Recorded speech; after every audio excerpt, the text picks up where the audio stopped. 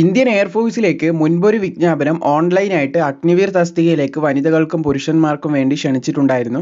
അതിന് അപേക്ഷിക്കേണ്ട last date ആയിട്ടുണ്ട്. ഇനിയും അപേക്ഷിക്കാൻ ആരെങ്കിലും ബാക്കിയുണ്ടെങ്കിൽ നിങ്ങളുടെ സുഹൃത്തുക്കളിലോ നിങ്ങൾക്ക് അറിയാവുന്ന ആരെങ്കിലും ഉണ്ടെങ്കിൽ അവരിലേക്ക് വളരെ പെട്ടെന്ന് ഷെയർ ചെയ്ത് കൊടുക്കുക. മിനിമം യോഗ്യത എന്ന് പറയുന്നത് +2 അപ്പോൾ നിങ്ങൾക്ക് കാണാൻ സാധിക്കുന്നതാണ് ഓൺലൈനായിട്ടുള്ള അപേക്ഷ ക്ഷണിച്ചിട്ടുള്ളത് അൺമാരീഡ് ആയിട്ടുള്ള മെയിൽ ആൻഡ് ഫീമെയിൽസിൽ നിന്നാണ്. നല്ലൊരു അവസരം തന്നെയാണ്. ഇപ്പോൾ ഓൺലൈനായിട്ട് അഗ്നിവീർ തസ്തികയ്ക്ക് ആഗ്രഹിക്കുന്നവർക്ക് നല്ലൊരു ഓപ്പർച്യൂണിറ്റിയാണ് വന്നിട്ടുള്ളത്. 17 ജാനുവരി 2024 അപേക്ഷ തുടങ്ങിയിട്ടുള്ളത്. 6 ഫെബ്രുവരി 2024 അപേക്ഷിക്കാനുള്ള ലാസ്റ്റ് ഡേറ്റ്. അപ്പോൾ വളരെ പെട്ടെന്ന് താല്പര്യമുള്ള യോഗ്യതയുള്ള എല്ലാവരും അപ്ലൈ ചെയ്യുക.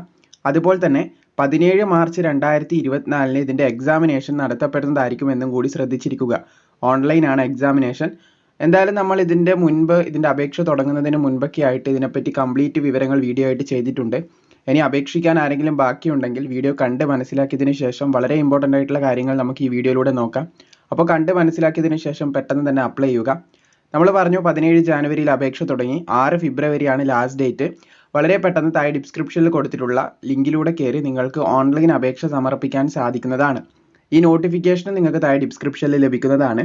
ഡേറ്റ് ഓഫ് ബർത്ത് നോക്കുകയാണെങ്കിൽ 2 ജാനുവരി 2004 2 ജൂലൈ 2007 ഈ ഒരു ഡേറ്റിലും ഇതിൻ്റെ ഇടയിലും ജനിച്ച ഉദ്യോഗാർത്ഥികൾക്കാണ് ഇതിന് അപ്ലൈ ചെയ്യാൻ സാധിക്കുന്നത്.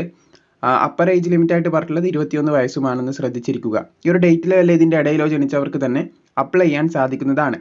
അൺമാരീഡ് ആയിട്ടുള്ള മെയിൽ ആൻഡ് ഫീമെയിൽസിന് മാത്രമേ അപ്ലൈ ചെയ്യാൻ സാധിക്കൂ എന്ന് ശ്രദ്ധിച്ചിരിക്കുക. മിനിമം +2 ഉള്ളവർക്കും അപേക്ഷിക്കാം. +2 സയൻസ് സബ്ജക്റ്റ് ഉള്ളവർക്ക് അപേക്ഷിക്കാം. സയൻസ് ഇല്ലാതെ പഠിച്ചവർക്ക് അപേക്ഷിക്കാം.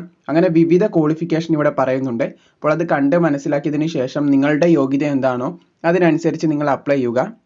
അപ്പോൾ ആദ്യം തന്നെ എങ്ങനെയാണ് സയൻസ് സബ്ജക്റ്റ് എടുത്ത് പഠിച്ചവർക്ക് +2 സയൻസ് എടുത്ത് പഠിച്ചവർ എങ്ങനെ അപ്ലൈ ചെയ്യണം എന്നുള്ള ഡീറ്റെയിൽസ് ആണ് പറയുന്നത്. അവർക്ക് +2 ഉണ്ടായിരിക്കണം. +2 മാത്സ്, ഫിസിക്സ്, ഇംഗ്ലീഷ് എന്ന് പറഞ്ഞിട്ടുള്ള സബ്ജക്റ്റ് ഉണ്ടായിരിക്കണം. ടോട്ടൽ 50% മാർക്കോട് കൂടി ഈ സബ്ജക്റ്റുകളിൽ നിങ്ങൾ വിജയിച്ചിരിക്കണം എന്ന് പറയുന്നുണ്ട്.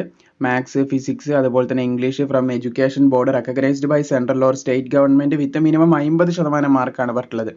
അതുപോലെ തന്നെ 50% മാർക്ക് ഇംഗ്ലീഷ് എന്ന് പറഞ്ഞിട്ടുള്ള പെർട്ടിക്കുലർ സബ്ജക്റ്റിന് മാത്രം നിങ്ങൾക്കുണ്ടായിരിക്കണം.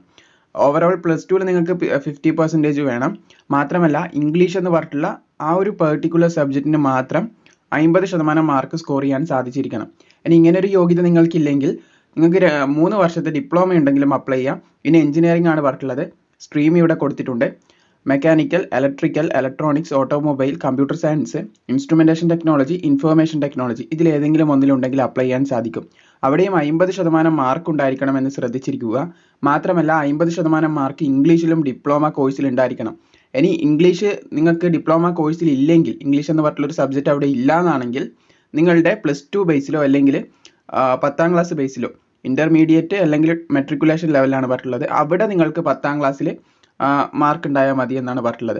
Or in intermediate or matriculation if English is not subject in diploma course. Diploma കോഴ്സിൽ ഇല്ലെങ്കിൽ +2ലെയോ അല്ലെങ്കിൽ പിന്നെ 10ാം ക്ലാസ്സിലെയോ മാർക്ക് കൺസിഡർ ചെയ്ത് നിങ്ങളെ അപേക്ഷകരായിട്ട് സ്വീകരിക്കുന്നതായിരിക്കും.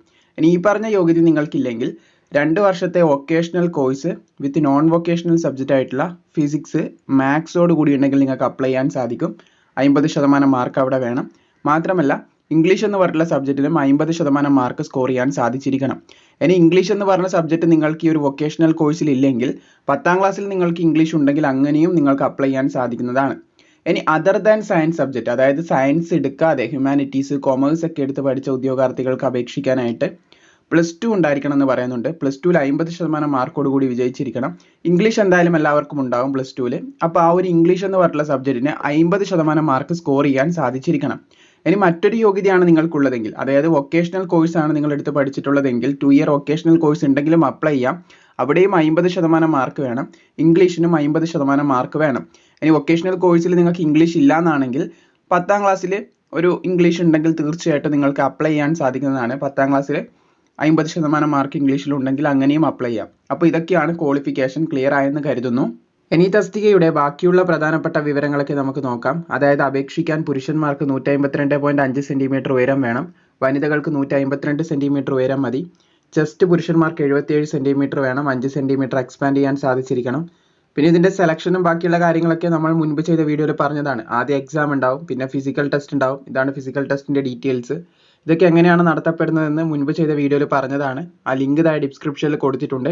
ഈ ഒരു വീഡിയോ ഭാഗത്തിലൂടെ അവസാന ഡേറ്റ് ആയതുകൊണ്ട് തന്നെ വളരെ പ്രധാനപ്പെട്ട കാര്യങ്ങൾ മാത്രമാണ് ചെക്ക് ചെയ്യുന്നത്.